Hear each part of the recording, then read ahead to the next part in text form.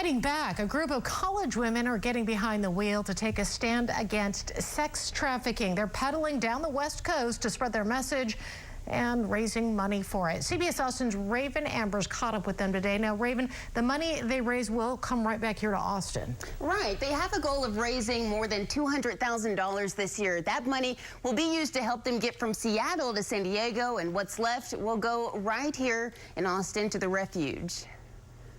These college women all share one goal. We're flying to Seattle, going all the way down to San Diego, which is about 1,700 miles. That's pedaling down the Pacific coast. I'm excited to have a lot of conversations with people. I think the world doesn't know nearly enough about human trafficking. Spreading awareness about human sex trafficking. We just started there because it's a pretty well-traveled bike route and it was pretty. The idea came to co-founders Grace Peffer and Savannah Lovell last year. I think that it was just one of those things where I was like, there's not enough reasons to say no to this. They don't consider themselves to be athletic, but wanting a way to spread awareness about the impacts of sex trafficking, they decided to put their efforts behind the wheel. Initially, everyone kind of just laughs because I think no one would really expect me to be biking down the coast. We're not scared because this is all about mobilizing our communities and getting people involved. Last year, the women were able to raise $60,000, an achievement they credit to social media.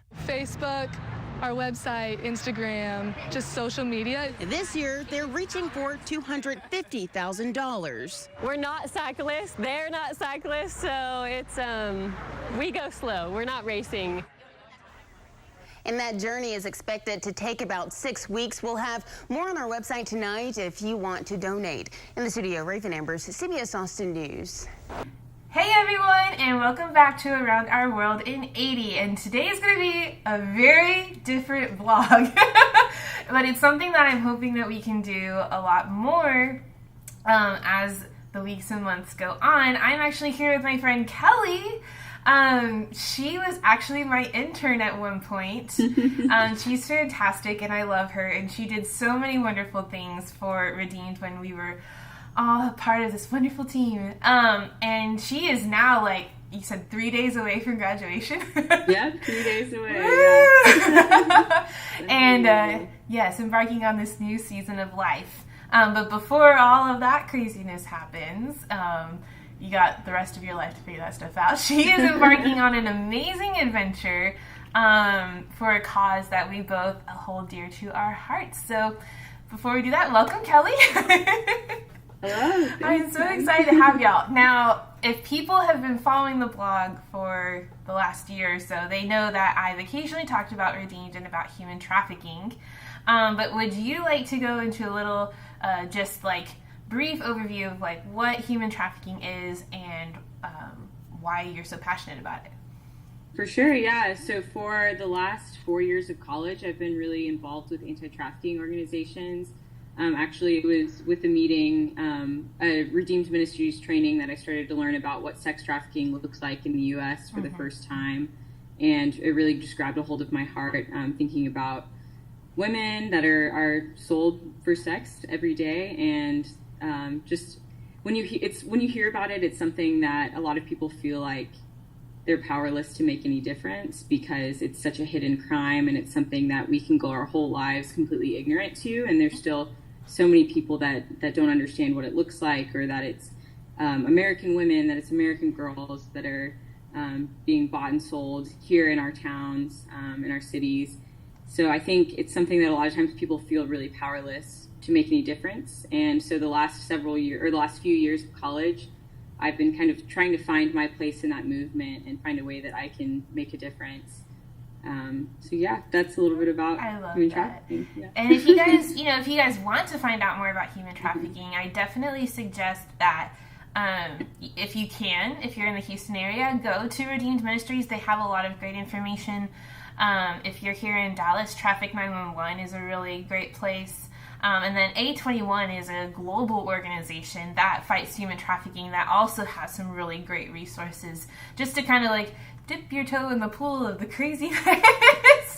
But if you guys want to find out more about it, I would definitely suggest those places. So then another thing too that's been really exciting for me as an undergraduate at UT in Austin is there's a lot of research happening at UT in the social work school, and so I've been able to do some of my own research and work with somebody who's involved in that project as well. But last year, or I guess in 2016, they released a study that was an initial prevalence of human trafficking in Texas, because that's one huge issue we have with human trafficking is not understanding how many people it affects, and it's really difficult to measure that. And so University of Texas has attempted this initial measure of prevalence, and their estimate at the end of that was that there are 234,000 victims of trafficking in the state of Texas, and they estimated that 79,000 of those are young adult and minor victims of sex trafficking. That's crazy. So, yeah, that's new numbers to me too, and it's higher than we were initially thinking. Wow. Oh yeah. That's so cool though that you guys like get to be a part of that and get to be kind of on the ground floor of it. I love that. So then explain to me what Pedal the Pacific is all about. Okay. And I told Kelly this before we started recording, but like I've intentionally tried to be ignorant about it so that this is a natural conversation. So I've only seen what you posted on Instagram and things like that. So explain a little bit more about the thing to us. Yes, so I'll start off by talking about The Refuge, which is an anti-trafficking organization that isn't open yet, but is opening this August. So they're based in Bastrop, or the complex that they're building will be in Bastrop. So it's a long-term recovery shelter for domestic minor victims of sex trafficking. They're going to have 48 spots in their program, which is just incredible. Right now, I believe the only comparable type of organization in the state has about 30 beds. So they're going to more than double the amount of spaces available for this type of survivor, sex trafficking survivor in the state. And there's just other really incredible things about the program as well. The women will be living in cottages, and so there'll be 4 girls to a cottage, and they'll kind of group them by age and how long they were in the life, and they'll have a house mom in there working with them directly.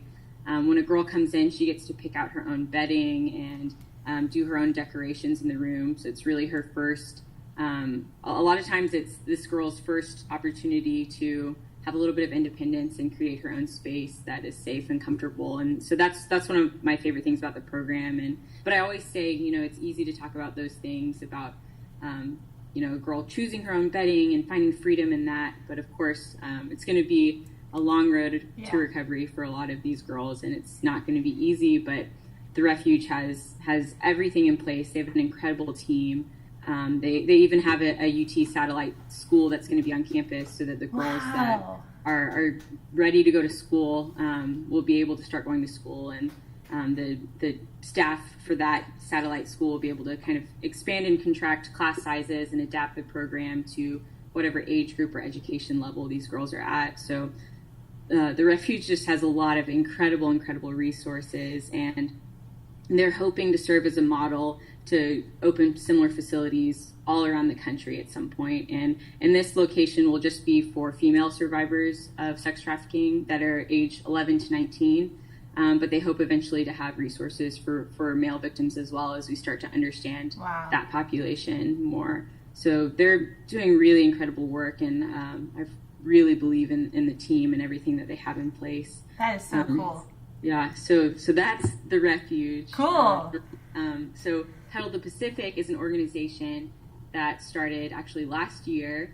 Last April, 3 young women that had just graduated or were just about to graduate college, they found out about The Refuge, and they thought, what if we do this bike ride across the Pacific coast to raise awareness about sex trafficking, and I don't know, maybe we can raise like $20,000 for The Refuge. That was their plan.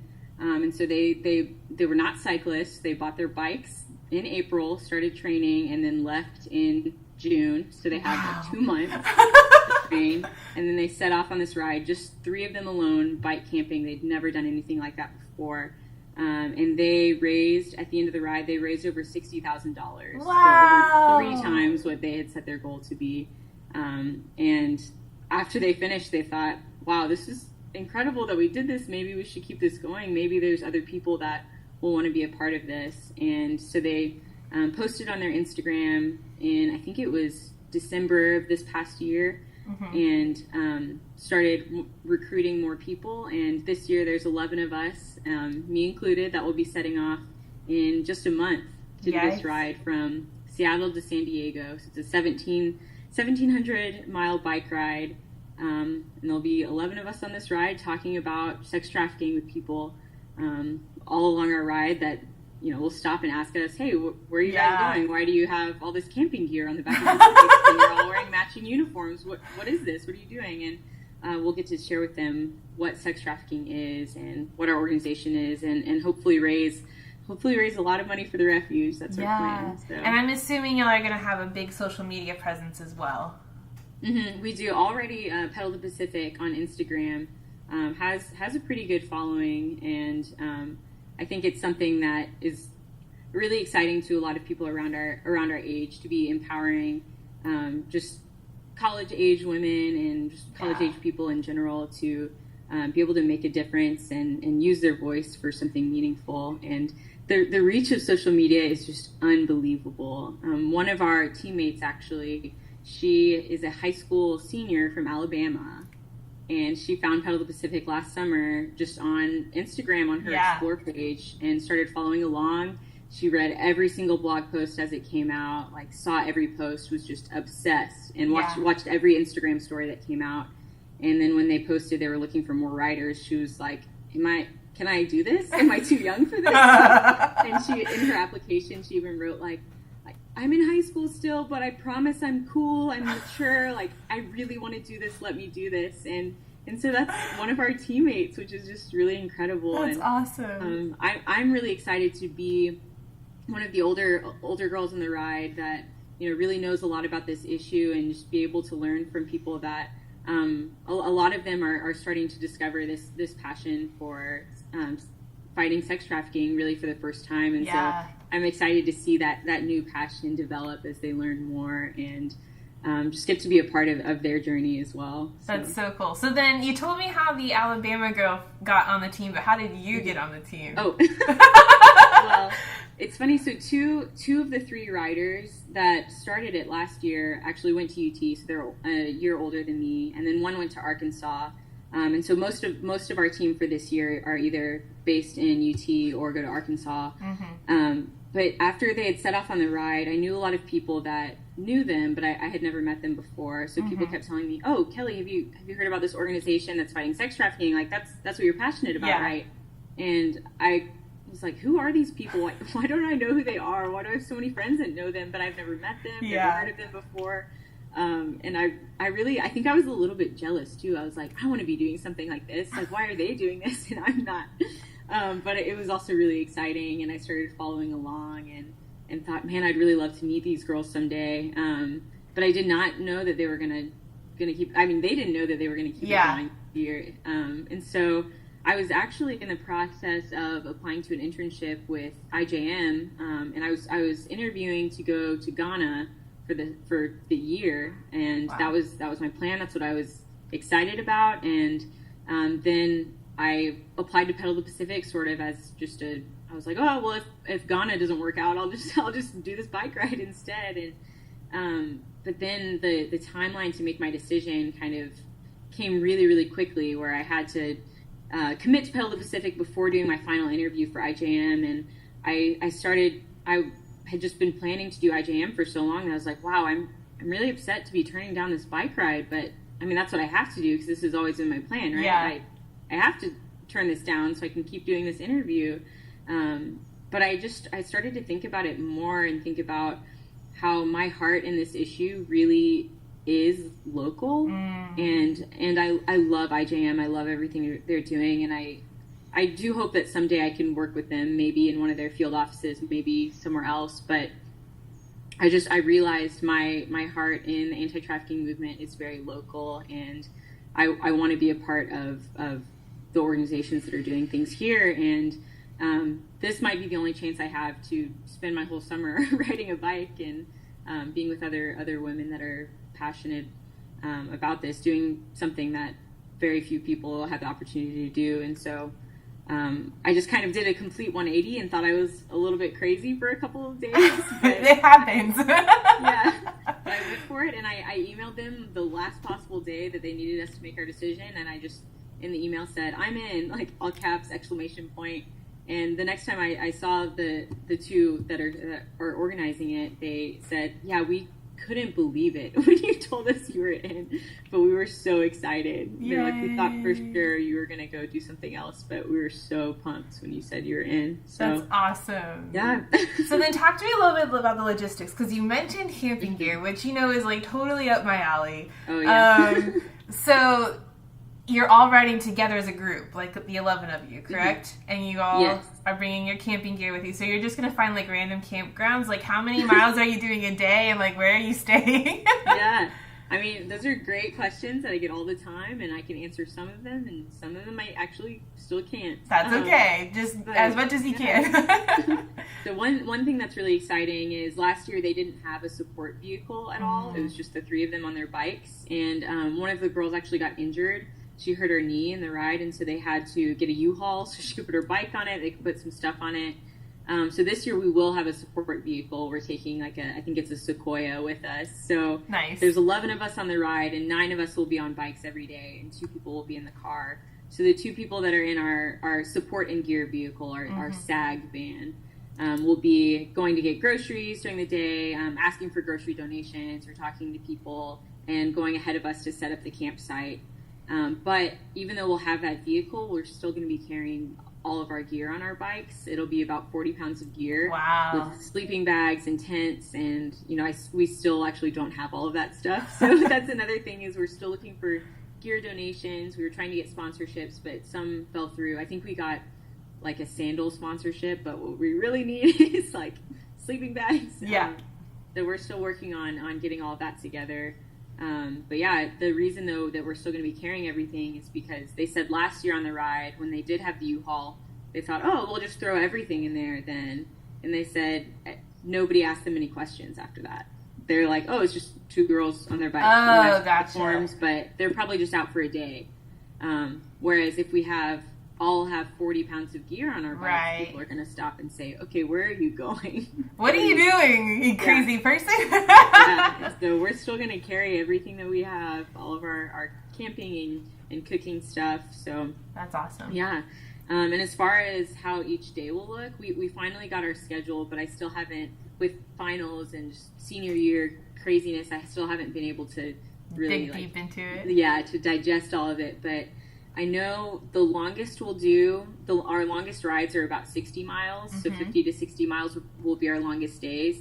And then we have some days that are as little as maybe 15, but I think those are the really hilly days. So they're trying to space it out for us. And part of our branding that they started last year, and we kind of had a discussion, do we want to keep this or not? And we decided we do, is we're, hilariously unathletic girls cycling the coast. Because none of us are cyclists.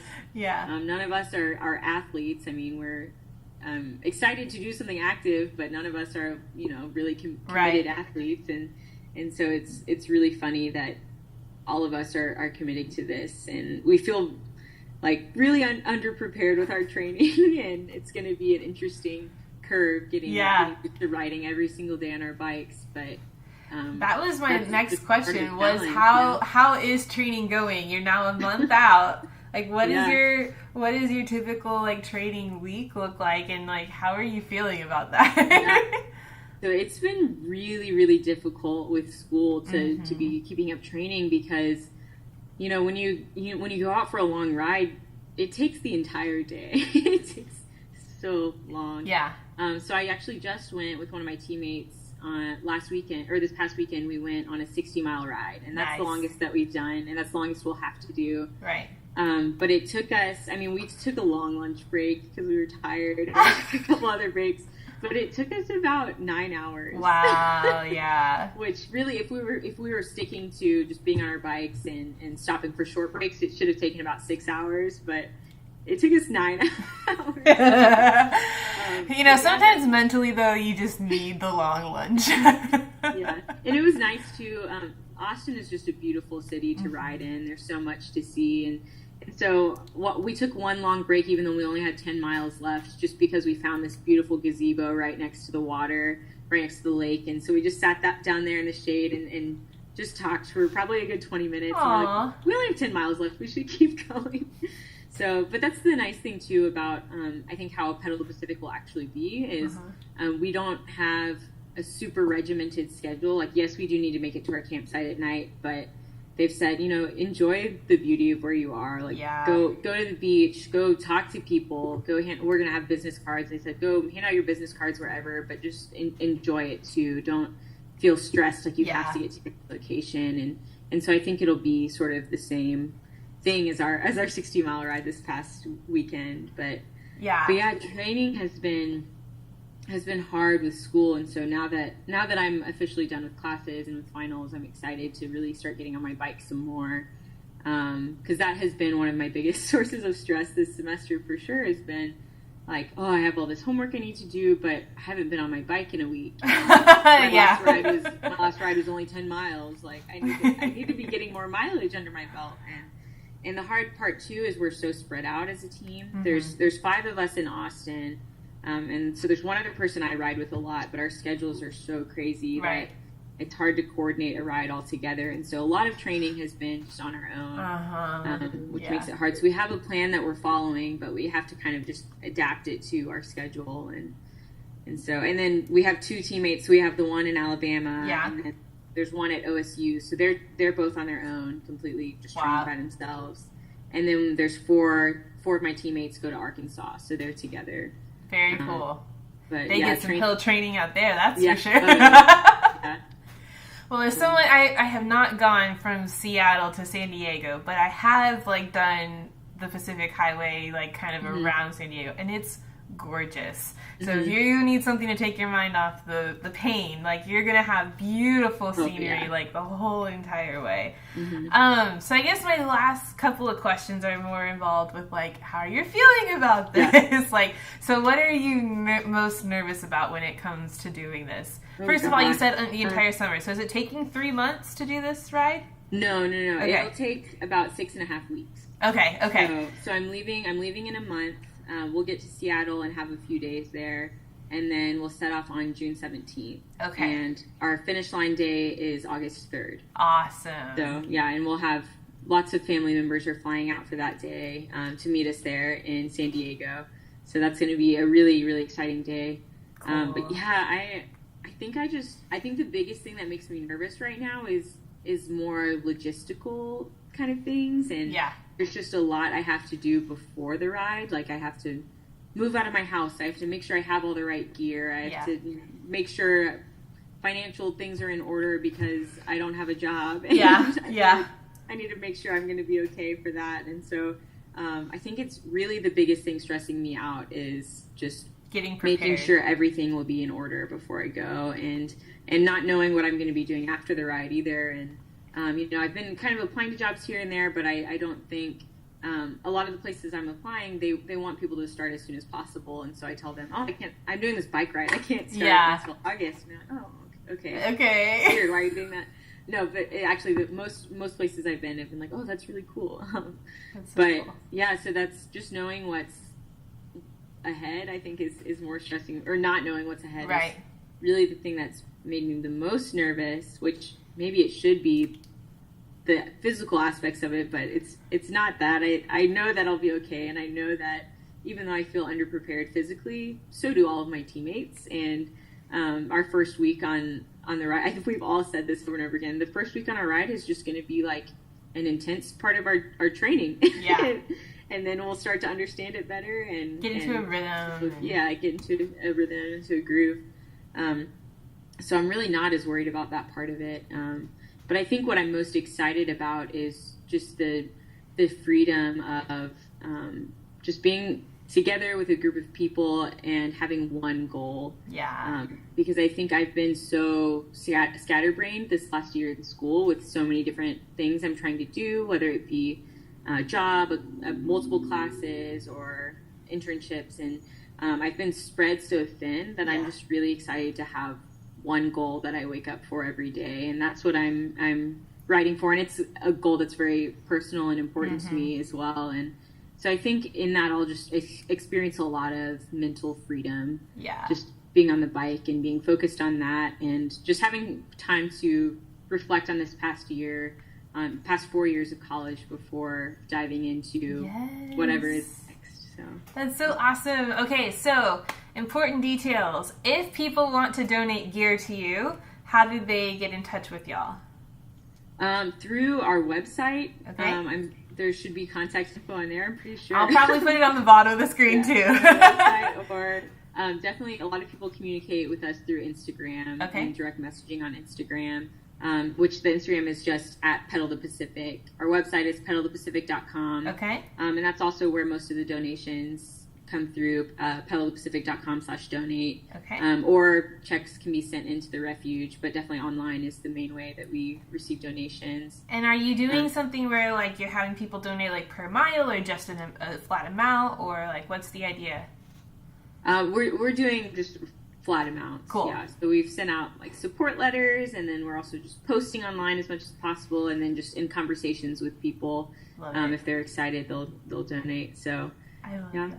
Yay! Well, I am super excited to catch up with you. I am so excited for this. I'm going to be following all summer. And I cannot wait to see and hear all of the amazing things that you guys do, not just financially, but through awareness on this ride. So good luck. Thank you so much. And we'll be rooting you on. Thank you. Yes, and thank you for having me. Absolutely. We'll see y'all soon.